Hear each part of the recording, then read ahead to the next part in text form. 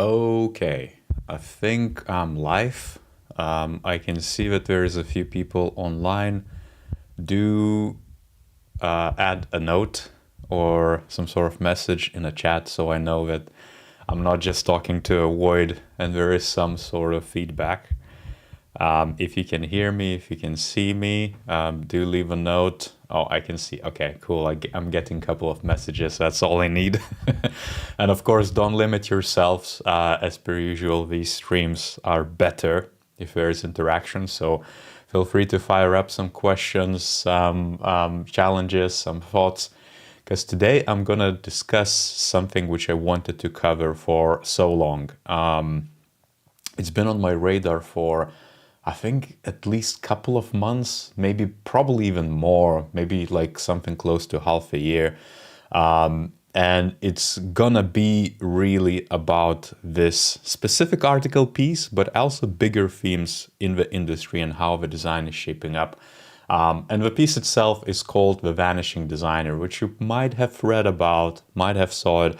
And I think it's a terrific write-up because it's, you know, from a point of view that this is the conversation we should be having more often of. It's a terrific read, and it's written not like, you know, not bad at all. I mean, it highlights a few different summaries from other articles and kind of summarizes a lot of different thoughts of different design leaders and different designers, ICs or managers, or, you know, you name it, kind of struggling with certain elements and also kind of foreseeing that, hey, we are kind of forgone for a lot of the bits and we kind of need to probably correct course somewhat.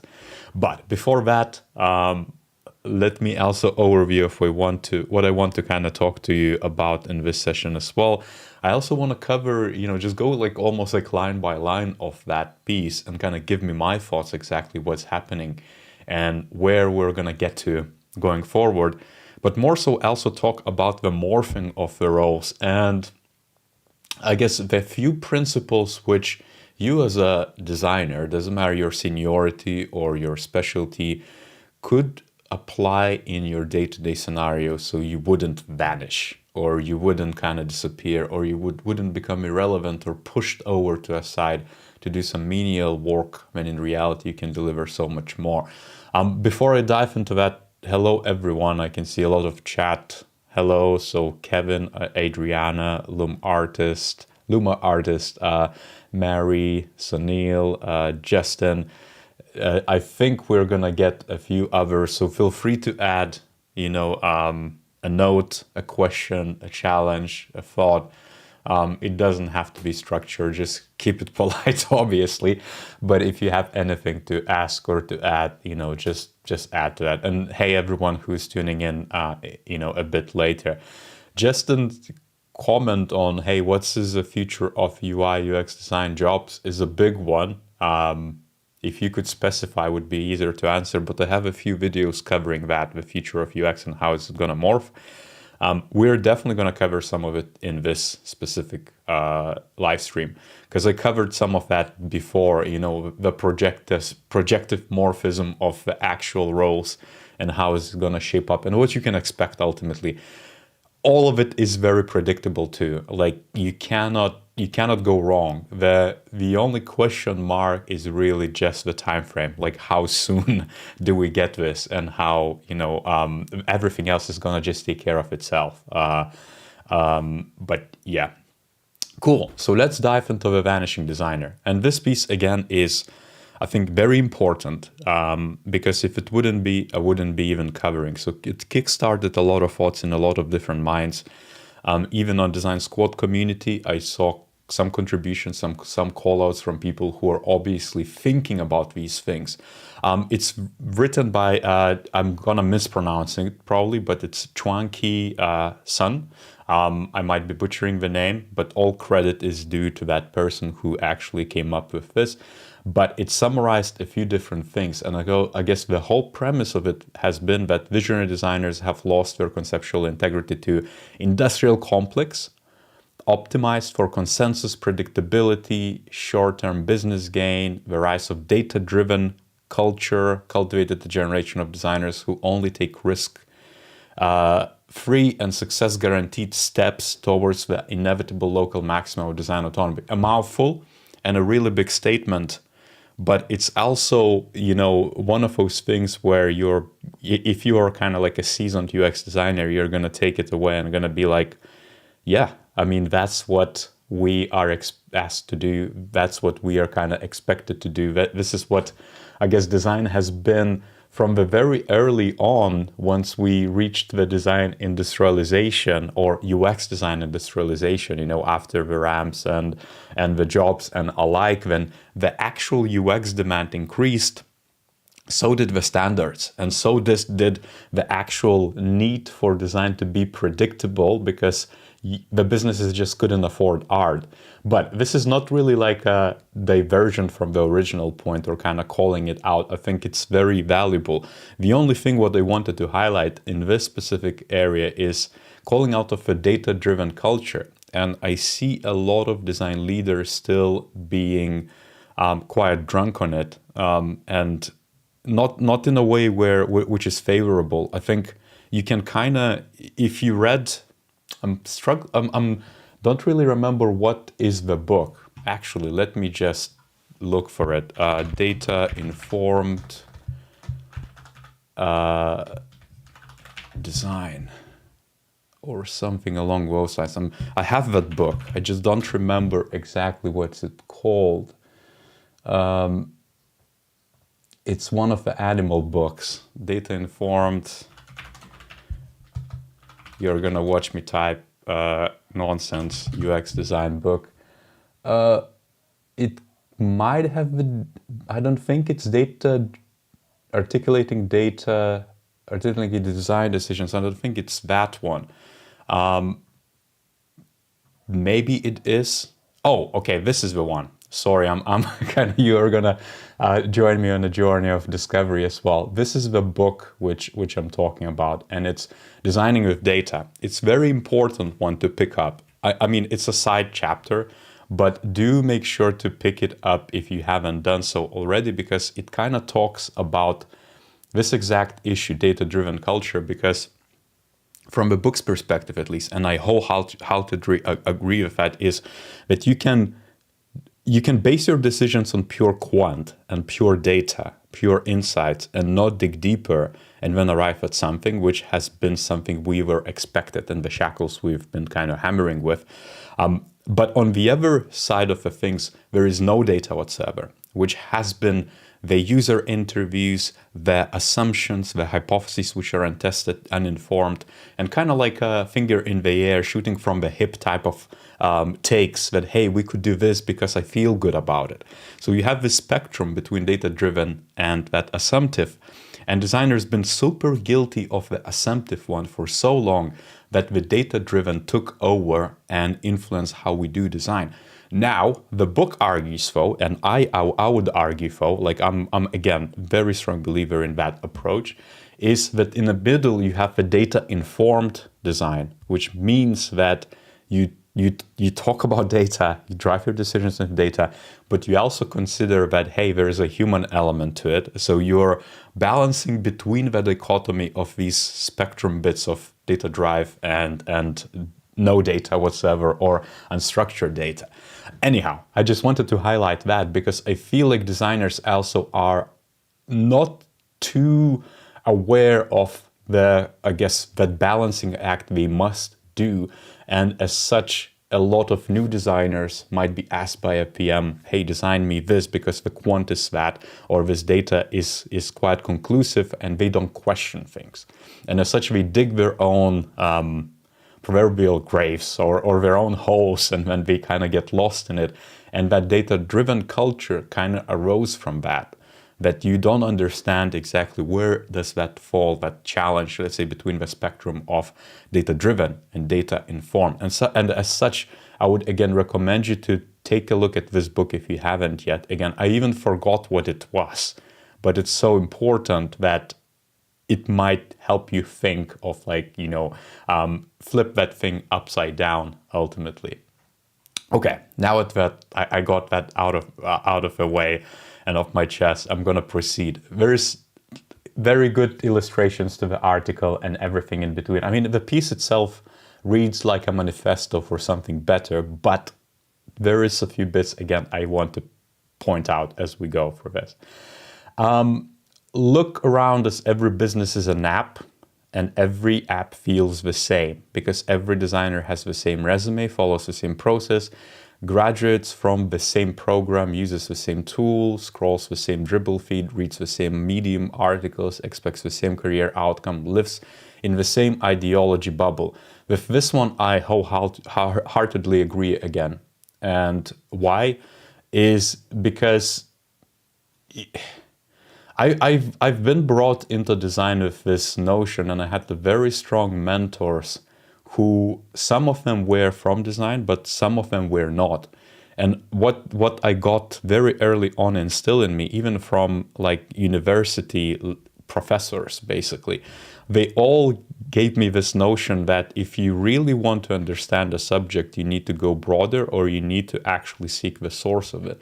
And what I mean by that is, let's say, even if you want to become a better graphic designer or visual designer in UX, dribble feed can give you inspiration and trends and tell you what everyone else is doing, but it's not going to give you the fundamental understanding of what works and why for the human beings. And as such, you would then want to read the actual follow basically the actual artists of the graphic design, from so many years ago. You would want to study the persuasive design, you would want to study the color theory, the visual design, the actual basically persuasive elements and psychology of the visual design and what influences the decisions of the human beings. You basically want to go to the source. And as such, I agree, because as a growing field for the last few years, what I notice is that a lot of designers built their understanding of what good design looks like by copying. And again, this is the right approach once you have the foundations, but they skipped the foundation. And as such, this is, again, just one example out of many, but as such, it forms this way for us to upskill ourselves within and become this kind of like, I think this is maybe wrong expression, but we basically are in this echo chamber of design where we think that what good looks like is what everybody else is doing, but reality is nothing like that.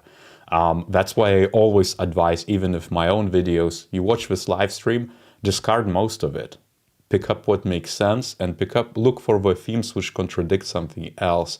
So you can kind of use that as a pointer and say, I'm going to prove it or disprove it and then learn from it. Or perhaps I'm going to use it as a hypothesis, but nothing else. And, I would be more than happy for you to do so. So don't take this live stream as a gospel. This is just me waffling around about the issues itself.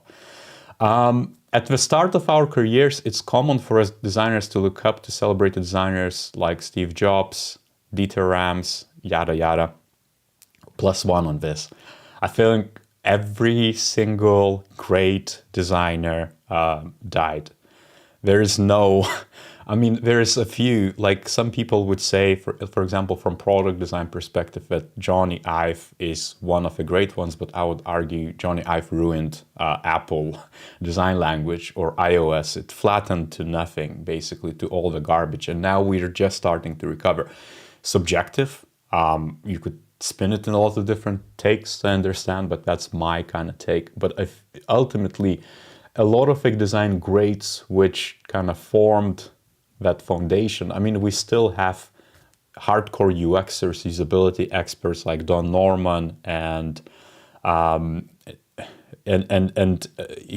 Jakob Nielsen and a lot of other names. I'm even blanking now, on a spot to call out, but there's quite a few people like which I, for example, look up to.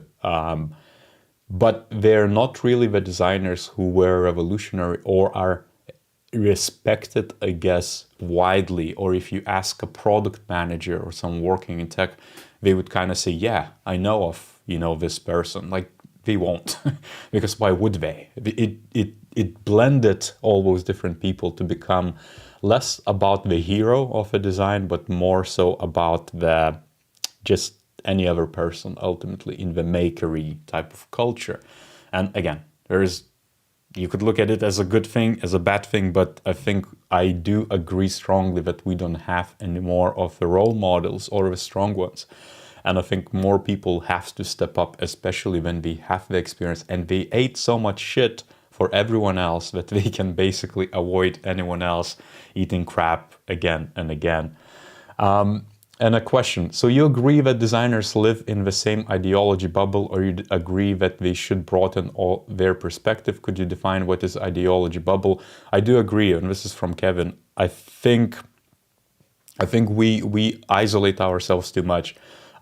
Personally, I'm very conflicted, where I even try to intentionally divide my time. If I go on a Twitter, and Design Twitter is a great resource for learning design, and it has been for years, but I intentionally basically created a tab for Design Twitter so that I spent, 10% of my time on it, because at some point I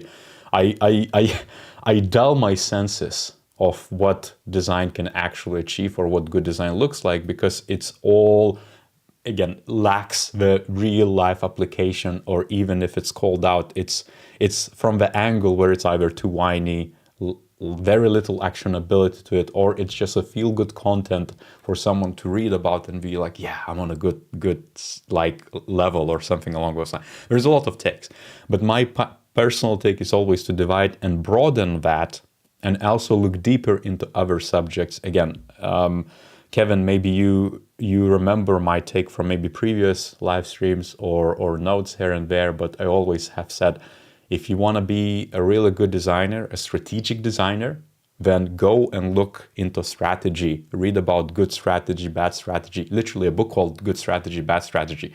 There is UX strategy book, which is great, but go deeper. Read about the actual strategic business design or operations or everything to do with actual strategy as it is in real world, instead of just isolated within the design bubble. Because if you don't have that broader appreciation and perspective or experience or even examples in your mind, well, it's just, it becomes a tool which you have to cherish, like a hammer which is made out of gold, but in reality you're not going to hammer anything with it, because it's just going to, it's just pretty to look at, basically. It's not really applicable. And as such, I think we're creating a lot of those tools for ourselves, but not really adding value to anyone else. But yeah, just getting back to that. But years later, many of us made progress towards our ideal model as a designer. If we suddenly wake up, we should see how badly yada yada selling our talent. And this selling of our talent is important, I think. Well, one would be lucky to be able to sell anything, for it implies some bargaining power over a potential client. Most of us are just replaceable commodities on the labor market. The market sets the price, the employer decides what we work on. We no longer own our career, let alone our dreams. Yes, but that has always been the case. Unless designers run their own agencies, you freelance, but even then, you are just an executor. You're literally just an agent, a mercenary who's going to come in and fix something up. Unless you are an entrepreneur, and this is your goal in the end, unless you're going to start something of your own, you're going to be a commodity, and everybody else is. like whoever is not owner of a business or of strategic decisions, you're going to be it. It's just the harsh reality, I think. And everybody's replaceable, especially when we have so many people who have relatively good skills to do design, but not enough roles to kind of, seat them all around the table. And that has been present with the layoffs, with the recent market downturn, things of that nature, where the seats just become lesser and lesser and people getting pushed off the table to the sides because there are just too many people to the event. So again, you need to be a CEO of your career. You need to basically consider that if you really want the freedom of a decision of working on something which you truly believe on, you need to start something like that. You cannot follow, because when you follow, you're fundamentally gonna do something what someone else wants you to do. To an extent, you always have agency and should practice agency, but we're gonna come back to that. Cool.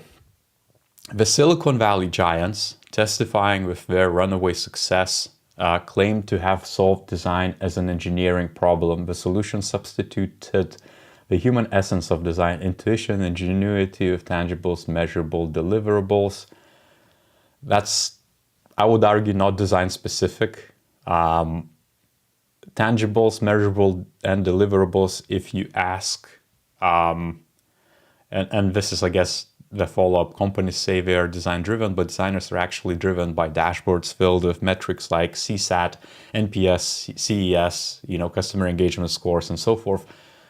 This is not really design specific. Absolutely everyone in tech at this point could make this statement. It's not about design at all. If you ask a day-to-day engineer in any company which has more than a team of engineers or more than one engineer or has operations of engineering, are going to tell you they are in the same exact bucket where they need to justify everything. And engineering, again, not to solely focus on that discipline, is a hell of a job because they're accountable for everything. Like everything has to be precise, because if not, someone is going to say, hey, let's cut the costs. So everybody's been put on a line to be specific, to be measurable, to be output driven, and someone else is making a lot of those strategic calls or that ownership, which is usually PMs, and PMs get a lot of slack for that too. But again, we basically, all of us are shaping these dynamics, and we are, giving out a lot of that responsibility to everyone else. Agreed, metrics are not design-specific issue. Yeah, and I think metrics is a leadership coping mechanism, and I've been guilty of that myself, where right now, let's say, if I'm gonna look for a new job as a design leader, part of my job is gonna be how to make design teams accountable for some sort of metrics and instilling mechanisms so each design decision contributes to some sort of business outcome. If I cannot do it, I'm failing as a leader. I shouldn't have that job. And everybody beyond senior level in UX has to be able to do that. It's just the reality of it. It's basically like, if you cannot do that, then you immediately are going to be positioned as an executor again, and likely as a order taker. That's why it's, design operations have been on a rise, and a lot of other bits where like us as design industry, we have to become more accountable, because otherwise we're never going to maintain the seat at the table, which we are still in a lot of areas are climbing into. Comment from Mateusz. The only problem here is us designers thinking we are bigger than life. Design history classes being focused on designers and not problem solutions is the beginning. To an extent, I do agree. I think even with this article, again, it's a summary of a lot of different articles, and I think it's an important one, but it's a signal too that we think that we are the only ones eating crab on a daily basis. And I'm not saying just, hey, look, everyone else is also suffering. That's not my point. But I think the perspective is very, very important, because that's the only way you can adapt and actually make a difference, which we're probably going to come back to in the end of this article. But yeah, I do agree, at least in part. I think, I don't know what the design courses are like right now, but back in my day, I know I'm going to sound like a boomer, not to kind of, use that meme here, but back in, I don't know how many years, like almost 2 decades ago, when I was studying design, I think the actual curriculum of study of learning was very different. But I'm just gonna leave it at that, because it was very holistic. It wasn't just focused on app design, and that's where I think the key delta is, where we're missing a lot of a lot of attraction, basically. Boom, a keynote slide here. We rigorously run tests, studies, experiments as if innovative ideas are hidden in spreadsheets waiting to be extracted.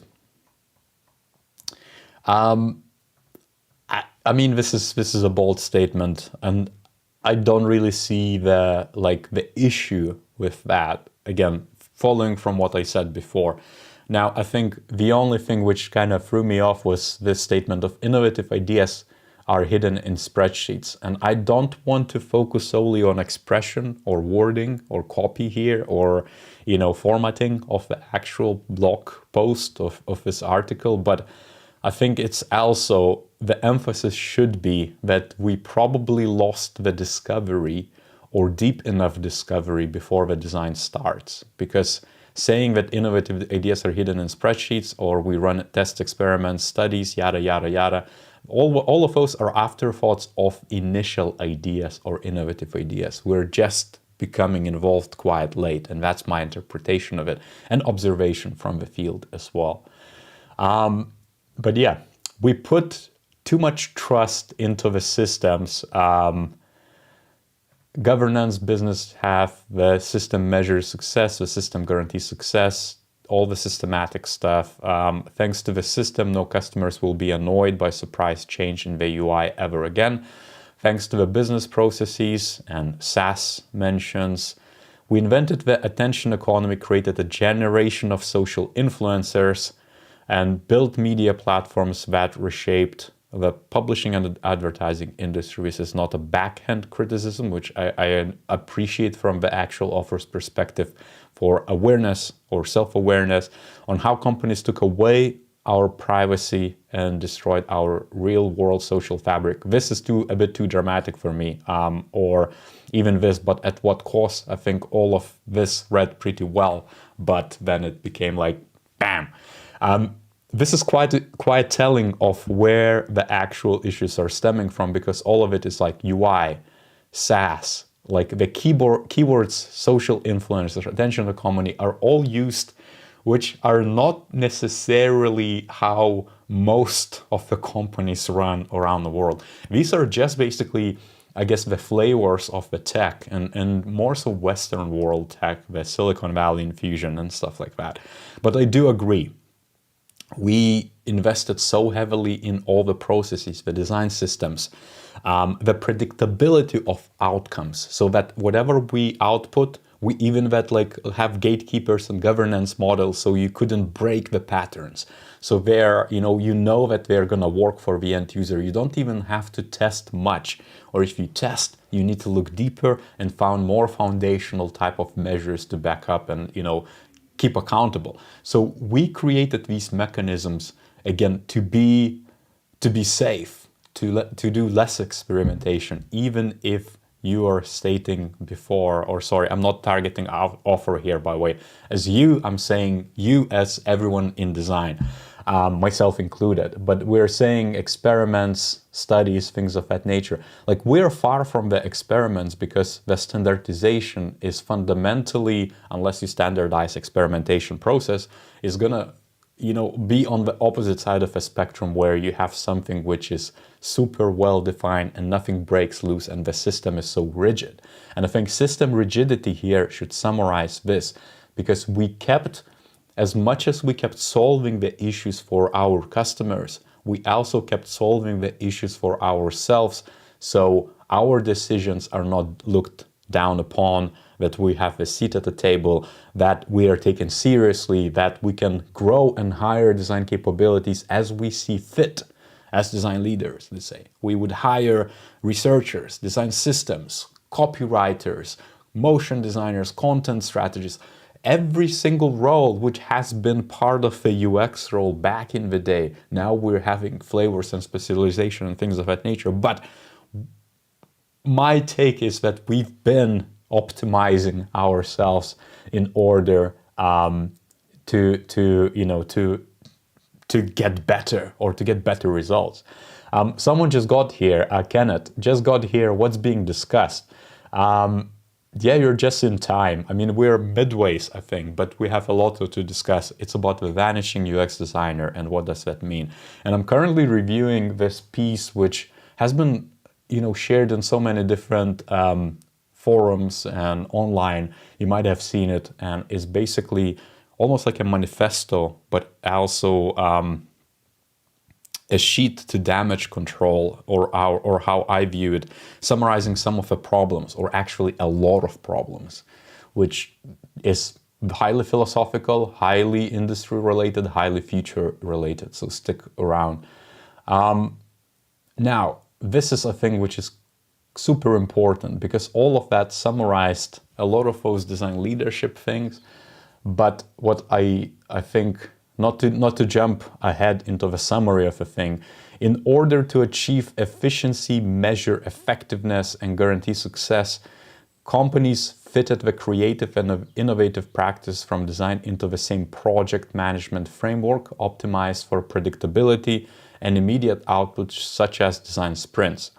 A company can easily move designers from one project to another without losing productivity. But the leverage an employer has over its design employees is only a side effect.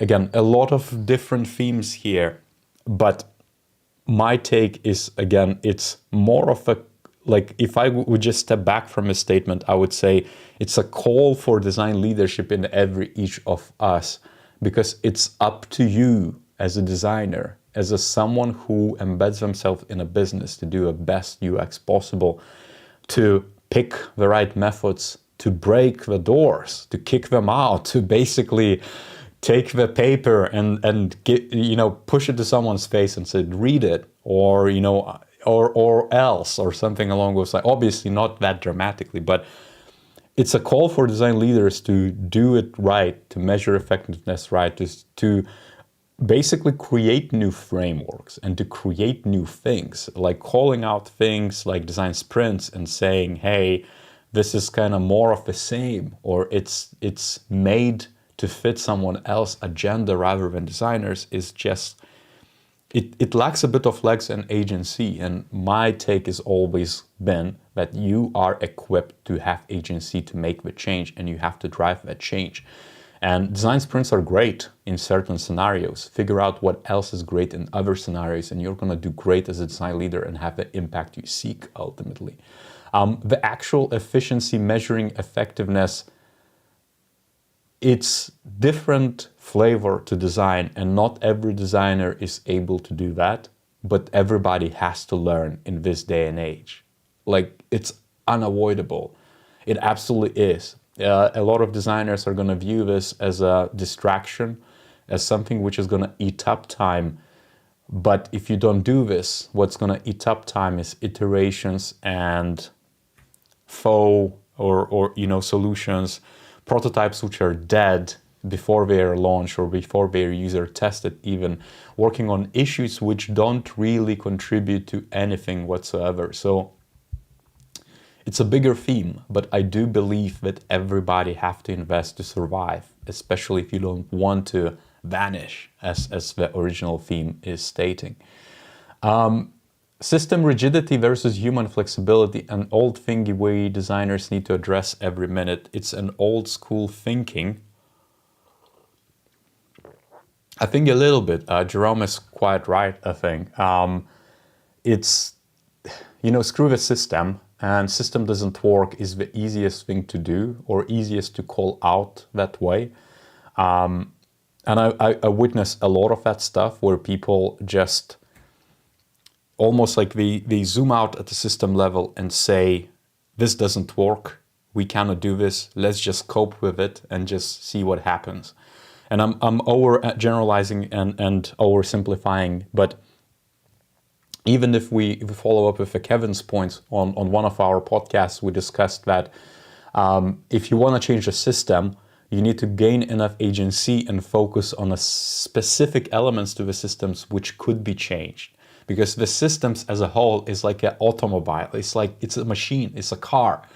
You cannot say, let's make Lamborghini out of this Fiat 500 or something along those lines. That's just unrealistic and it's not going to work, and likely you're going to need to anyway start from scratch. Therefore, the pastures have to be right to start from scratch and greenfield. So what would you do? You would identify exactly why the Lamborghini is needed as a system, as a system of a lot of touch points, of a lot of different surfaces, services, a lot of interfacing and so forth, a lot of machinery, hidden and visible hardware and software. And then you would take and try to basically improve on Fiat 500. Perhaps the goal is X. And, that's how you would approach ultimately systems. And that's how at least we've been approaching system design for centuries. You ultimately have to zoom out, but then really understand that you need to think big on the issues and then start small somewhere and ideally identify a lot of different small bits and approach them in, something which makes sense basically as a project. But I agree, as a human, you need to be adaptive and flexible, not to go into those kind of, weeds of what do we do as designers and how we need to think about these things. But I think it's very highly important to reflect on it. Cool. Let's proceed before I go on a rant somewhere. This efficiency is realized by a chain of standardization. The design output has been standardized, interfaced to interface with engineering. The design process has been standardized to supply design output. That has always been the case. It's never going to change, especially if you design digital experiences or digital touch points. If you design service design, if you don't like this, you could become a service designer or customer experience designer or user researcher or someone else who's basically stepping out and thinking about things much more holistically and thinking in bigger, sometimes fuzzier or vaguer terms. But then they interface with someone else. It's never that you're gonna not interface with someone like engineering. Interfacing with engineering is just because that's where you execute your ideas. And I know this is probably gonna boil someone's blood, but you want the interfacing with engineering to be as close as possible and ideally get to the state where the interfacing is seamless or ideally is just done by one person, or there's less friction points, less handovers. That's where we're headed with a far future thinking type of perspective, and it's unavoidable. We have too many levels of abstraction. We're working in our own environments, and we're still throwing something through a fence. And if you call that throwing an issue, then you have to optimize, and you're gonna have to say exactly how can we break the fence and bring the people together to hold hands ultimately, so that the thinking is shared and quite symbiotic at that. The designer skill set has been standardized to follow design. Yeah, I covered that. Sorry if I'm repeating that. The design education has been standardized to build a skill set. Every link of the chain ensures predictability, ensures stakeholder for profit incentives. Further investment into standardization. Welcome to industrial complex. Standardization is,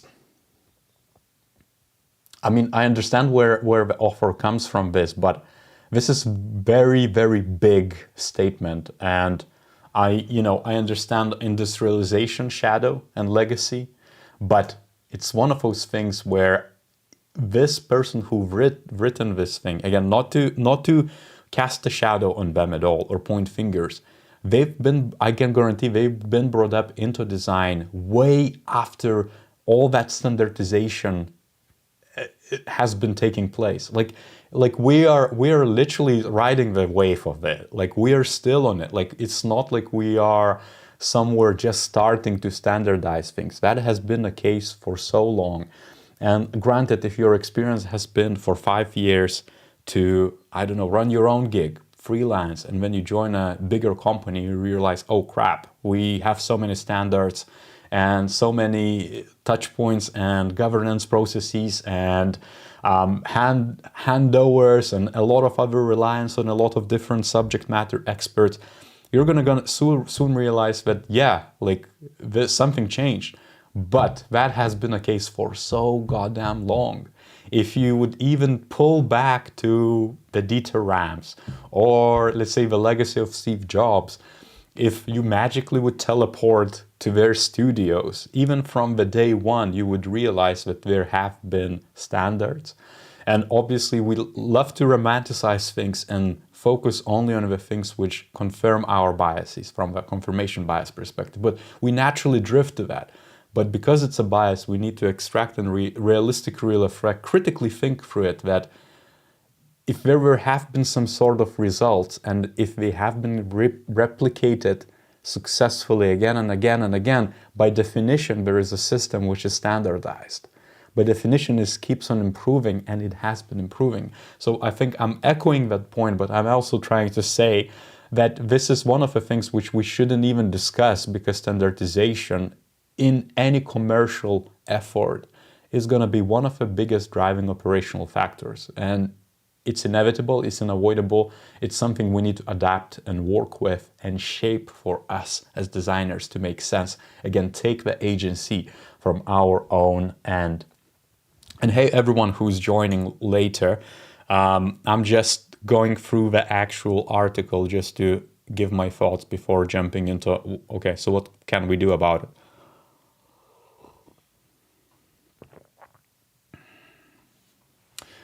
A lot of this, I think, we can go into it as well. For example, what's wrong with the building of a more efficient economy? How is it different from everything what happens exactly? So it's, again, going to my point. I think one to call out is this. The result, look at the system that perpetuates racial inequality that we are trying to so hard to fix today. This is where you need to reflect exactly what's in your control, what's out of your control. And I do agree, a lot of it permeates, like, again, as the systematic type of processes and how people interact together around the issues, like they tend to spread and they tend to be very large. And let's say if you talk about inclusion and diversity in tech or design, you then also kind of inflate. But arguably, especially if we just zoom in on the actual design and let's say diversity within tech, that has been improving as well. I know the problem is too big to just say like that or answer it like that, but we are light years ahead of where it used to be, and we're on a good path to continue doing it. Just to highlight that, really. Losing the design diversity means falling into a single narrative of how design must be done. I agree that too. This is where I think, again, it's everyone's in design job to take the agency and ensure that the design diversity remains like at the optimum state. I have a video which was about creativity, and it really served to, it stated 7 different principles of what makes teams creative, and all of them were about diversity. And it kind of followed from this paper, which was done, I think, in UK, in Cambridge University, if I remember correctly. But it basically said, what is the worst thing for creativity in design teams? Literally, something along those lines. I'm paraphrasing, butchering it, I know it. But the point was that designers have to facilitate, that's their role. The key role is for you to facilitate the divergence of the ideas. Meaning it's not just about the design roles to be diverse, or not just about more designers being diverse. It's that your whole team is diverse. It's that you're inviting the team to contribute. It's about that engineers, PMs, business stakeholders, sales, marketing, users, and diverse sets of users contribute to this new thing. That's where it's basically, the paper was saying that you have to basically explore how can you do better. It's not just about your immediate peers and colleagues. Of course it matters. Like the knock-on effects are immense and the chain of reactions is incredible. But like there's a lot of like that kind of like diversity comes in at the bigger scale where you have the actual bigger teams working on the products and services. Adriana is saying innovative ideas are hidden in the spreadsheet of PMs and stakeholders. LOL. How do standardization and innovation work together? Innovation by definition is Excel. Well, when I say Excel, I mean the verb, not the actual spreadsheet. But once you excel from standards or standardization or a very predictable approach, that's where you innovate basically. It's the small delta and incremental improvements to anything, right? So you, again, as a designer, you are the one who's going to be tying in a lot of those loose ends and saying, we could do this, we could do that, but you need to take agency and go out of that quote-unquote spreadsheet. Technically speaking, as a design leader, since senior UX role, one of my biggest tools is spreadsheet, because that's where I'm going to put a lot of those themes. You have to basically, like, you cannot just be like, oh, I just had this idea, or we ran this workshop and this is a prototype. Here, take a look at it. And it has all these different features, and they don't have any kind of like a bigger write-up or bigger goals or bigger hypotheses, user stories, you name it, jobs to be done, however you're going to express it. Because there's always much more than you could capture in a prototype. But then a question from anyone is going to be like, how do we make this happen? How do we prioritize? How do we innovate from it? Or how do we actually achieve this traction so we can snowball it and it incrementally becomes better and better? So the spreadsheet is just a tool. I know a lot of designers are going to hate it, of me focusing on technicality of it, but it's an important tool. And innovation has to happen with a lot of thinking and sometimes spreadsheets, and often spreadsheets. What's the article called, that Vanishing Designer? Yes, the article sound, and this is a point from Lou Martis. The article sounds somewhat bitter and resigned. It doesn't mean it's wrong, but it's just one perspective of someone at a certain point in their personal development and career. To an extent, I agree, but the article summarizes a lot of different other articles and a lot of takes, and some of them are very experienced designers. I do agree about bitterness, and that's why I said it reads like a manifesto for the change, but it covers a lot of the problems which are our own fault, or we have a lot of the agency to change them. That's where I'm trying to get to with my waffling around the different areas here.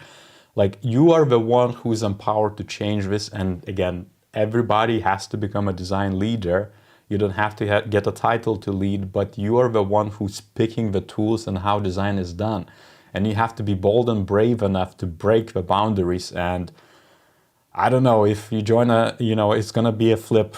It's going to be the opposite example of what I just said. But if you join some sort of team and they do spreadsheet-based innovation, you're going to need to figure out how to work with that spreadsheet-based innovation and add extra lanes which are user-specific, and that's how you innovate on UX perspective. But you keep on additive, you basically change the minds of adding of the value to what we are already doing.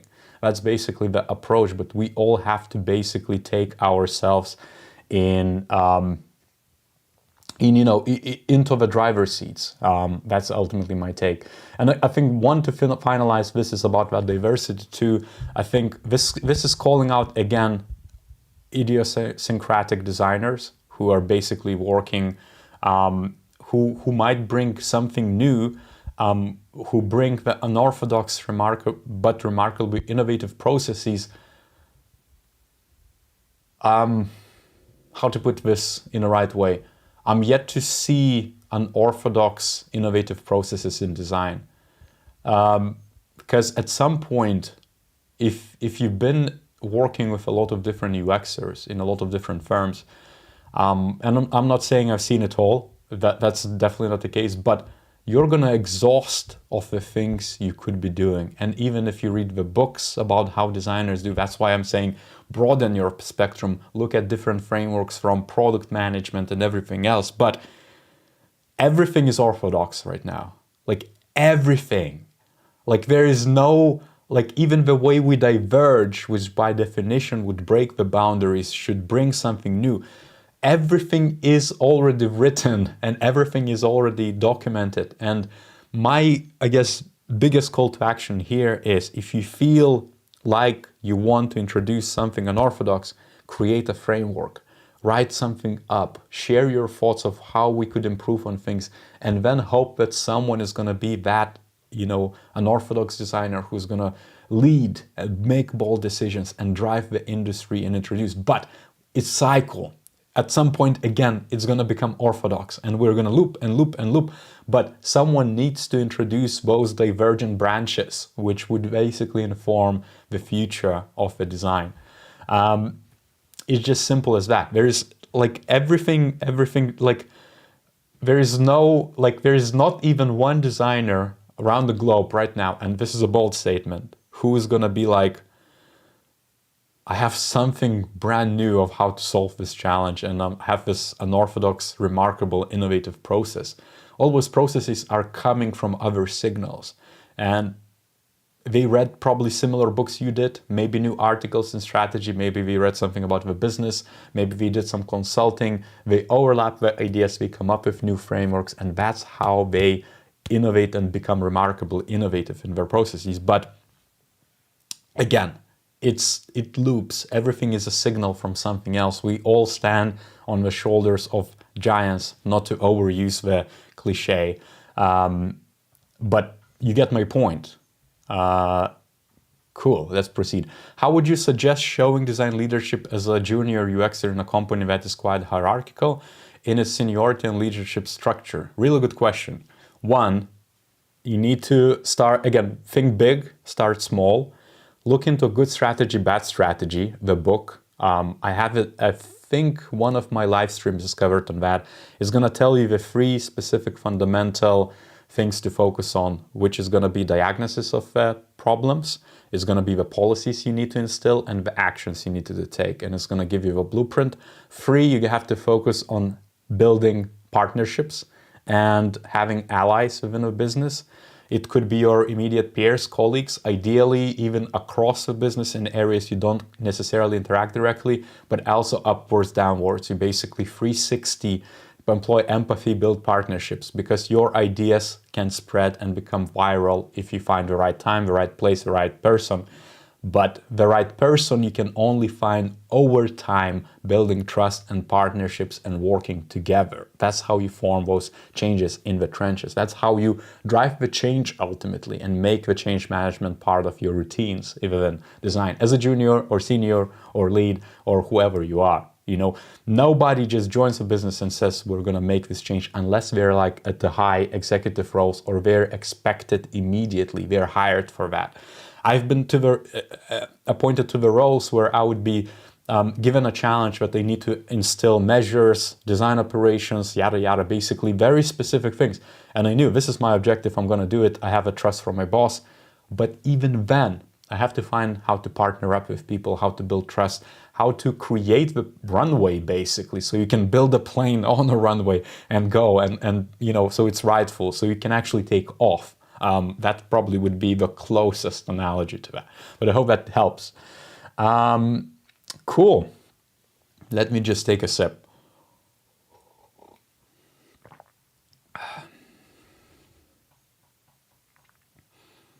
Right. The future without diversity is fundamentally stagnant. I think this is, nobody's going to disagree with any of this. Every design is going to be good, none will be great. This is where I think something I should call out though.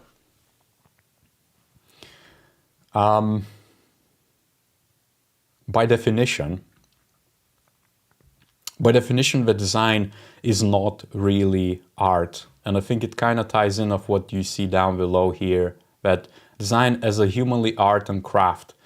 Art doesn't require, doesn't need for you to work within constraints. Art doesn't need to be explained. Art doesn't need to be understood. Art just needs to be expressed. That's the definition of art, and at least how I understood art. And I'm talking because as a as a junior or as a child, basically, as a teenager, I used to do a lot of extracurricular art activities and did courses and things of that nature, you know, as I did my school stuff, basically.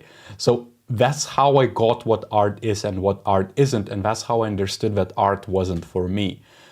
Design is expressive of art, but art is just part of a design. Or, you know, unless you're talking philosophically that everything is an art, and art is how you run a live stream or how you even watch a YouTube video and comment because your comment then is great or understood or engaging, you know, that type of thing. But what I decouple here is really that art doesn't have to be constrained whatsoever. Design has to be, and as such, immediate design responsibilities for it to be good. None will be great is a big statement and a bold one, and I disagree with that, because how you make it great is, again, doing the right UX methods to be applied, or you apply the right UX methods, sorry. You user test, you find out the actual needs, you link the needs with the solutions or ideas for solutions, you find out if the iterations are needed and how well it answers it. You can make it great and great enough. It doesn't, again, the perfection we seek as designers is a moonshot, and we're never going to land on the moon. Or let's call it a sunshot, because we're never going to even land on the moon. And if you try to land on a sun, you're going to burn out and you're going to literally disappear. That's where I think, you know, if you really don't want to vanish, forget about perfection and optimization for the sake of optimization. Think about how to deliver the great enough, great for now design, or done enough, done for now. Another video I'm going to call out here is, if you're interested about the subject, is how to shape MVPs. And I was talking about this, that UX is done for now, done enough. It's never done and dusted. It's like, it's gonna need some updates. It's never finished, but basically you have some sort of milestones you instill. So we need to separate perfection from what's necessary. And design is a necessary thing.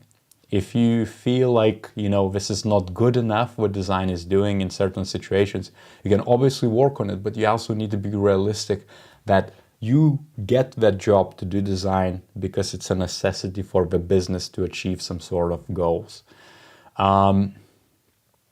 Enjoying your commentary on a topic, have to leave, but might be back. No worries. Feel free to watch the recording, and I appreciate that this is helpful as well. Cool. Now, again, I covered the art and that type of idiosyncrasies, and also responsibility to educate and influence people around you, I think, is a big one. We can then also expand and diversify the designers we look up to and have as references. Our industry needs new faces, new voices. Be the designer you aspire to be for yourself and for others. Tell them, or even better, show them the difference between good in design and great one. If you don't know how to start, this is a list. And then there's principles, which I want to dive into. But I want to tell you that this is very aspirational. I always ask of people who identify problems, what are you going to do about it? Don't ask some other people in design to do something or to change them. Like, what are you actually going to do about it? Saying that we need more of this or we need more of that is not specific enough. Like, what are you actually going to do about it? Like, I would have loved if this article would end at saying, what I understood from this observations on these problems is that I need to take more agency and I need to lead and I need to be less freelancing, or I need to step up and be a manager. And at least within the firm which I'm going to join next, I'm going to make that change and I'm going to be responsible for driving design maturity or what good design looks like. That's what I need. That's what it takes. It doesn't take aspirational thinking and saying someone else should take responsibility, or let's all shape it and let's all share responsibility. That's not going to get us anywhere. We're going to still go through same cycles and read another article in a few months, weeks, years, who knows. But my point here is that everybody have to self-elect and act with agency to solve any of this. If there's issues here which you it resonates with you, you need to pick the right problem and then make a decision of what you can actually address yourself instead of still thinking too broad. Otherwise, it becomes like a problem, pre-framed problem write-up, basically. That's how I read it. Again, this is not a critique of the actual article or offer, just to be clear. It's a critique of a theme more than anything, or thinking from design industry or communities, which I would love for people to become more action-driven and action-focused instead of focused of like what else everyone else could be doing, or how can we share the responsibility. Because it's not really about sharing anymore. You're already sharing the responsibility. It's just how can you step up? What are you gonna sacrifice yourself to make the change for a greater good? That's what it's gonna come down to. It's all about basically what is gonna take for you to make the change. Be the change you want to happen from Lamartis. I totally agree. Now, the actual principles. Again, I don't want to be too critical of them, but I think I'm going to be critical on certain things where I think it's too aspirational, or it clearly states lack of agency or personal agencies. Kind of like, people should recycle, or people should focus on sustainability, or we need to fight the climate change or something like that. Those are big problems and big themes, but we have to be expressive enough agency to actually spark some, someone else to care about it, basically. You need to lead by example. Make a bold decision that is controversial. Definitely. Make a mistake as a result of a bold decision.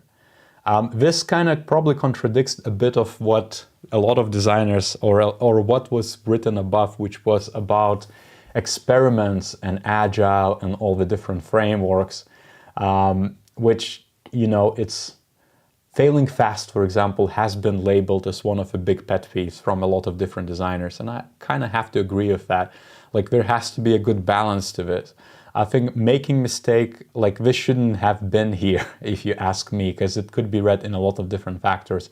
And if a PM who loves agile or just goes agile without enough enough breaking somewhere or pausing or slowing down where needed, it's going to be just confirming of what we want.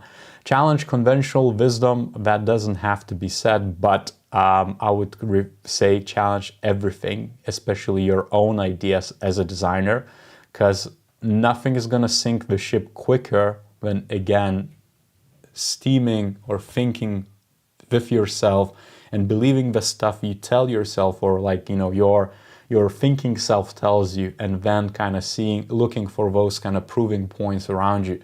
Like, there has to be a decision to change. Challenge authority that preaches conventional wisdom. Again, challenge everything. Challenge hierarchy that perpetuates conventional wisdom. I agree with that, at least to some extent. One of the things which I think this is tough one is that design is currently positioned to follow. Design is commonly part of a product family. So even if you have, heads of design, they typically, or in a lot of cases, report to still product leadership. So you always follow someone else, and to be effective, you have to be, if you want to lead, you have to be a follower too. Because otherwise you're going to lead people to the objectives which are not going to align with the business, and you're going to just be pushed out at some point. It's inevitable as well. That's where a lot of the designers who choose to lead, they have to do it right, otherwise they're going to alienate themselves. Ignore the committee and need to converge. I agree to an extent, but I also disagree, because that's how, again, you might be pushed aside as a designer and become ineffective if all you do is really just go solo, or ignore the need for a lot of ideas to come together. I think it's the issues are always the opposites. Like, convergence happens no matter what. Someone is going to make a decision for you. Is how do you suit it, and how do you drive the committee? How do you guide the people, take them on a journey? So I would kind of challenge that too. But to an extent, I also agree. Decide who your clients are and aren't. Totally agreed. Be a CEO of your own career is a theme I covered in previous video or live stream to do with layoffs and tech industry and design trends. I said, if you haven't already, you need to start thinking of yourself as a company, as a business partner to some other company.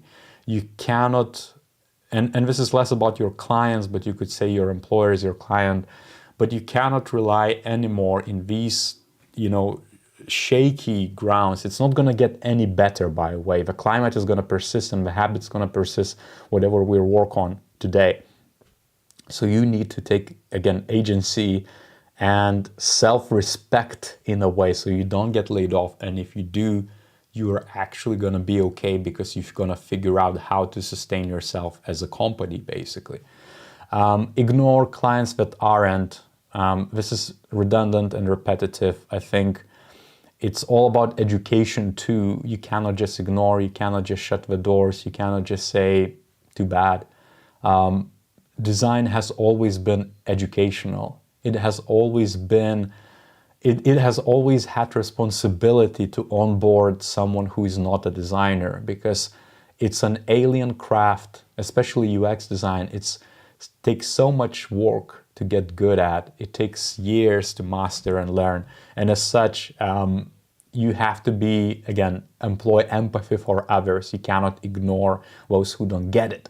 You have to come up with a toolkit so people get it, or you can onboard them.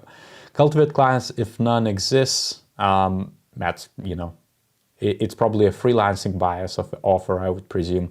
Be a generalist and ignore your job's title, or be a specialist who specializes in being a generalist. Agreed on both. I think it's a bit dichotomous here, and nothing to add really. Design things from scratch and build them yourself from scratch. This is where it's agency which is too specific or too, I guess, self-oriented. If we're talking about specifically UX design, not just design as a bigger, this like overarching theme of disciplines and specialties, UX does require you to design for others and with others.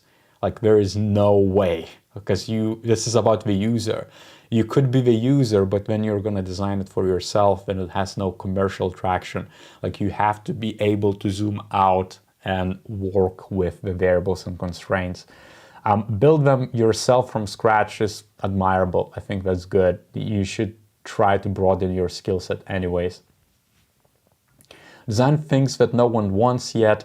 This is arguably something which contradicts the first principle, which is what got us to this state. A lot of businesses just approach it like literally this whole article, and I guess probably the biggest critique of all of this is going to be this thing. Designing things that no one wants yet is a great thing if you know that this is just an experiment, but then it creates this reaffirmation loop where you can just do it continuously again and again and again, and you don't have to do anything better. And I know some designers are rebels at heart, and probably most of them, and as such they want to just do it, but when they complain, then everyone else is doing the same, that they just want to do it some ways, that they want to design something they just want to deliver, or they think that someone else is going to want to, and they do it. And as such, it's kind of like, it's a hypocritical, in a way, statement, or hypocritical philosophy and thinking, or principle. Like you kind of need to realize that you cannot have double measures. You cannot expect of someone else not to design things of what they want without including designers, let's say, or just prototype shit out and push it. But then yourself be like, oh, but for me, it works. I should be able to explore and diverge. And you as a team, as a UX capability, as a tech capability, as a product family, as a company should be able to do this within reason. But yeah, anyways, not to go too much on that, but that kind of threw me off. And lastly, design freely and think freely, I think is a bit too is aspirational again. Unless you are, again, just, I don't want to say just a designer who wants to express things visually, but this is more about the art than design to me, falling back from the point I made earlier.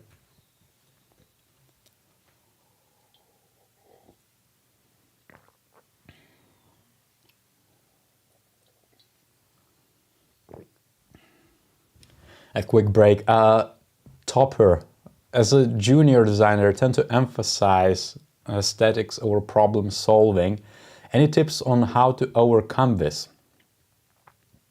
Just don't focus on aesthetics, the obvious take, but this is kind of like Occam's razor in a way. Like, the simplest explanation is that think about the problem more, frame the problem more, spend more time problem solving, delay the visualization, forget about it, pause it. You need to get into the habit to basically not do it until you need to do it. And it's easy to just prototype quickly. Sometimes you have to, obviously, if it's very small challenge or small problem, why the hell not prototype? If it's safe, if it's certain, if you don't have anything to lose, if the risk is small, just prototype it, visualize it. Who the hell cares? Sometimes you just want to define the vision, and as such, you can kind of like, go for it. It seems written by a disillusioned idealist. I agree this requires more action, but the constraints and orgs are quite specific. Yeah, I think that highlights every industry is having layoffs. Well, not of course, but many others aside from UX. That's true. And Kevin has to leave. No worries. One next thing what I wanted to really discuss, there's a lot more, but I'm gonna be time cautious. I know we're running over the hour again, and it's so easy to lose track because there's so much we can cover as we go. The next thing which I want to leave, I have also morphing roles, but how I would express those principles. And this is less about what we discussed or what's written in the article, but if I would summarize the challenges and problems, I would ask every designer to, one, be the change and drive the change and manage the change. Change management is a skill set which is overlooked by so many designers. And if you don't want to vanish, you have to learn how to change manage. It's extremely hard and it takes so much time, but it's kind of like systemic or critical thinking. Like, once you understand the basics, you are going to become unstoppable and nobody's going to make you vanish. Put the users first, doesn't have to be said. But what lacked in that write-up was anything to do with the user. Again, it was talking about standardization and bland design and reproductive type of bits where we just basically create systems to make good but not great stuff. Missing bit is the user. User is the king. We're making stuff for user, not for making of the art or for design as expression of stuff. Start earlier, it doesn't have to be said. Didn't see anything in that article, but you must figure out how to get involved earlier. That should be a mission for any design leader or designer. That's where we're missing a lot of those things, and a lot of those issues described before is because of that. We start too late. Decouple art from design and de-romanticize the job. Design is a job. A good book about this I kind of pulled up is Design is a Job by Mike Monteiro. It puts it very well. It's just a job. Again, we need to be very pragmatic with how we focus on what we do. And as such, you cannot just think of yourself as an artist, as a fairy, as someone who's just goes and sprinkles rainbows and stuff like that and makes magic happen. You're gonna make magic happen working with others within the constraints. That's what design is. It's always has been. Prioritize divergence. Super important. I know the author of the article rightfully said that we shouldn't converge too early or focus too much on convergence, but if you starting earlier and prioritizing divergence is very important, because that's also diversity, inclusivity of ideas, of people, of skill sets, of backgrounds, experiences, a lot of systematic type of variables and things of that nature. Divergence is king for UX or design. If you don't diverge, you are just gonna do the same exact patterns again and again. You're just gonna take the design system, push some buttons and patterns and whatever components and call it a day. That's what immediate convergence means. The opposite is obviously the good stuff. Stand for something and manage up. This is important and comes from agency. I didn't see, again, from that article, any self-reflection or like, what's the sacrifice I'm gonna make? Or if I even read that article, what is the sacrifice I'm expected to make? Instead of saying everybody should, what am I gonna do for this? And this is something every designer needs to figure out to not vanish. You have to figure it out. You have to stand for something and draw a line and draw it quite firmly. You have to define your principles and what matters to you. If it's, I don't know, if it's that we're going to always think about users, start earlier, decouple art from design, this is who you are as a designer, as a leader, as someone who's going to make the change. But you need to stand for something, otherwise you're going to fall for everything. I don't know who said that first, but that just came into my mind. I think that's well used in this scenario. And when managing up means that, again, 360, your frustrations could be shared with the peers. I could share my frustrations with you on a chat, and I could, literally just say, hey, this doesn't work, that doesn't work, this doesn't work. But I hope you are taking what I'm saying today not from that perspective, because I hate it. Like, I hate when everything is about problems. And I know we're really good at identifying problems and framing it. But at some point, we need to step up and manage the change. We need to basically think about solutions. And nobody's going to listen to you if you only bring problems. People who are, let's say, above you care about what are actually we're going to do ourselves, or individually. Where are we actually going to take agency to change something? That's critical. And as such, I hope you're going to take from this live stream as well, that think about the stuff which you specifically, or me specifically. What are we together individually gonna take alone and sacrifice in order to improve things, to not vanish? And lastly, very pragmatic, very practical, is create better frameworks. We cannot keep calling out agile, design thinking, design sprints, what magic? Like what else could I call out? Like numerous of frameworks, methodologies, stuff which frustrates people to no end. We cannot keep telling that it's garbage, because everything has a place. Every framework is brilliant framework at some point. I love design sprints, and I ran such an awesome design framework. God damn it. It kind of boils my blood when I talk about it, because I'm super excited. In certain scenarios, design sprints are amazing. Like irreplaceable, especially if you're time bound for specific scenarios. I'm not gonna even go there, but every framework, every goddamn method is amazing. And even eye tracking for user testing, a lot of issues with that in certain scenarios can be brilliant. And as such, you need to, if you're super frustrated and you think nothing works and you're so unique, innovative, you need to figure out how to create new frameworks. What else can we do? For example, the other day, sorry, not to diverge, I saw this Stingray UX double diamond. Shoot, I'm probably gonna misspell it. I think it's, yeah, this is the one. This is someone just said, hey, and again, I slightly disagree with this, because it's, someone took the double diamond, likely not a designer, likely not a designer, and they basically said, this is how it should look like if we design for AI and generative AI experiences. An example. Now, if you are not going to create a framework for generative AI or how it should be done, someone else is going to make it for you, and then you're going to follow. And as such, my call to action here, or a principle, is you have to take ownership and create better frameworks. It doesn't matter how senior you are or how junior you are, start thinking about the tooling which would basically enable teams to do better. Let's not just think about issues. We have too many issues. We need to start framing and thinking about solutions. And that's really the principles. I think the morphing roles, I'm gonna leave to the next live stream. Would you like a new live stream for that? Should we continue? Should I just crack on maybe next weekend? Does that work for you? Leave in the chat. Do let me know. I'm gonna read the comments meanwhile.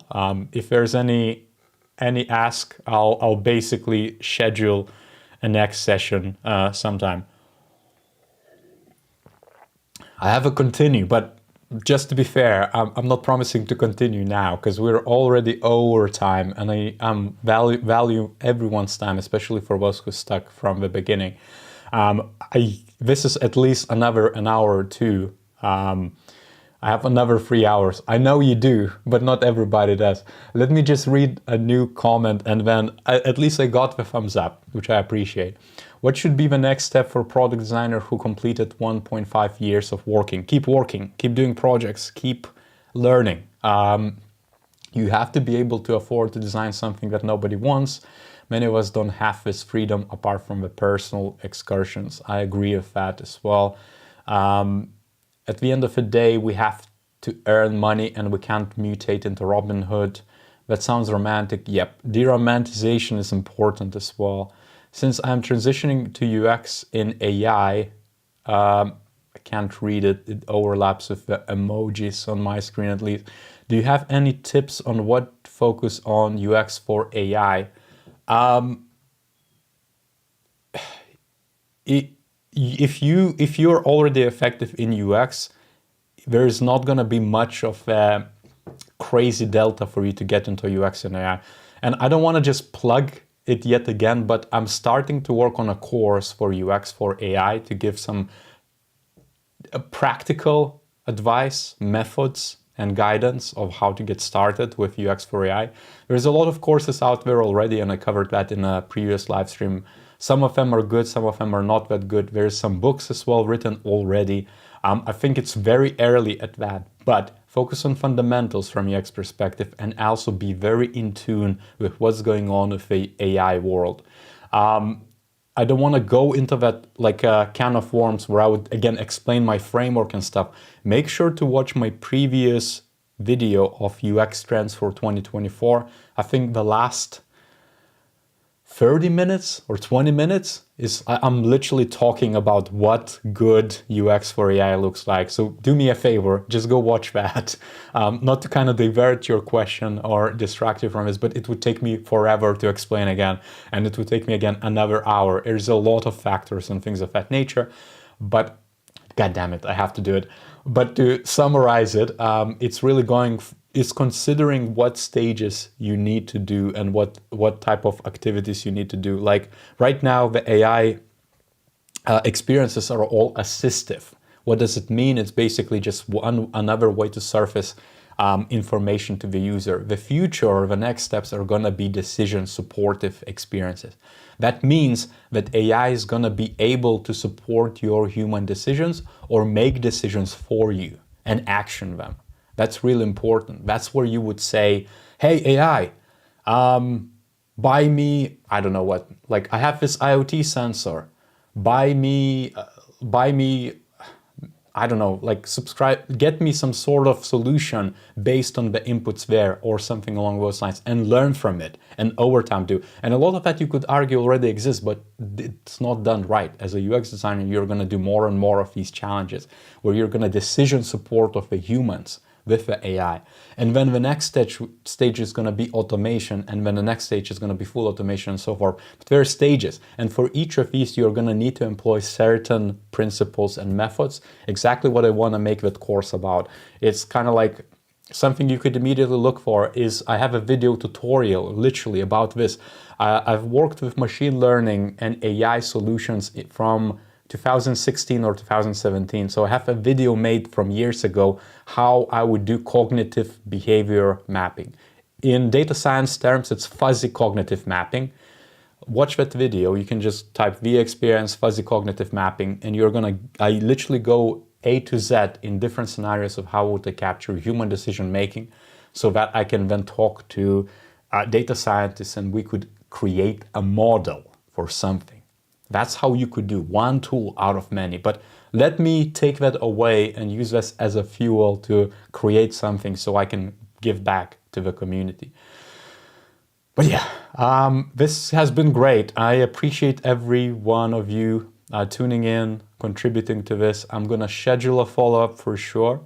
And I'm going to talk about morphing roles of UX. Because I think we are not going to vanish as long as you are going to take this quite serious as well. But thank you so much. And please do have a good day, good evening. And yeah, let's chat in a bit.